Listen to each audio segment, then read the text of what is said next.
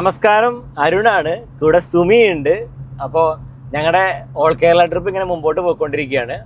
ഇപ്പം ഞങ്ങൾ കാസർഗോഡ്, കണ്ണൂർ, വയനാട്, കോഴിക്കോട്, പാലക്കാട് ഇത് കഴിഞ്ഞു.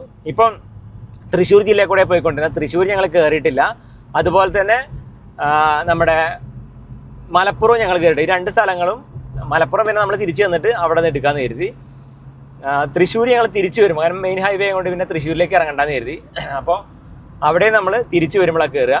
നമ്മുടെ ആദ്യത്തെ പ്ലാനിങ് ഉണ്ടായിരുന്നത് നേരെ നമ്മൾ തൃശ്ശൂർ കഴിഞ്ഞിട്ട് അങ്കമാലിയിൽ നിന്ന് ലെഫ്റ്റ് എടുത്ത് നേരെ ഇടുക്കി പോകാമെന്നാണ് പ്ലാൻ ചെയ്തിട്ടുണ്ടായിരുന്നത്. ഇപ്പോൾ ആ പ്ലാനിങ് ചെറിയൊരു മാറ്റം വരുത്തി. കാരണം നമുക്കൊരു ഇൻ്റർവ്യൂ ഉണ്ട് അവിടെ, അപ്പോൾ അതിൽ പങ്കെടുക്കണം.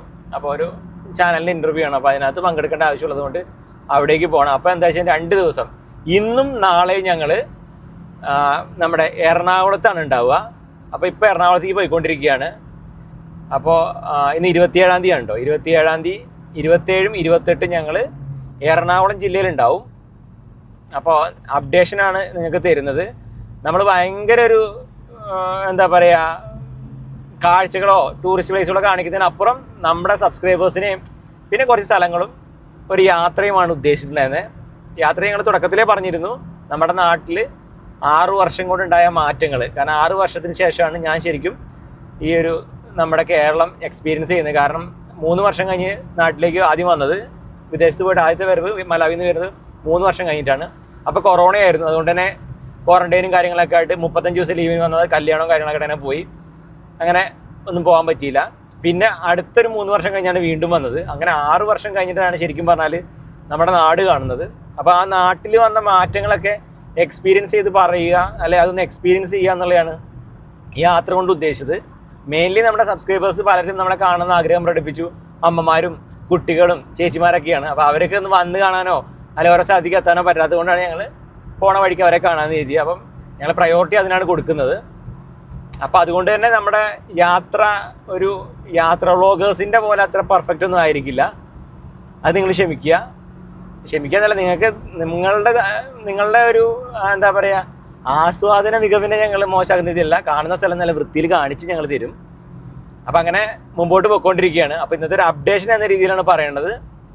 ഞങ്ങൾ ഇനി 2 ദിവസം, ഇന്നും നാളെയും എറണാകുളമാണ്. അത് കഴിഞ്ഞാൽ ഞങ്ങൾ നേരെ ആലപ്പുഴയ്ക്കാണ് വരിക.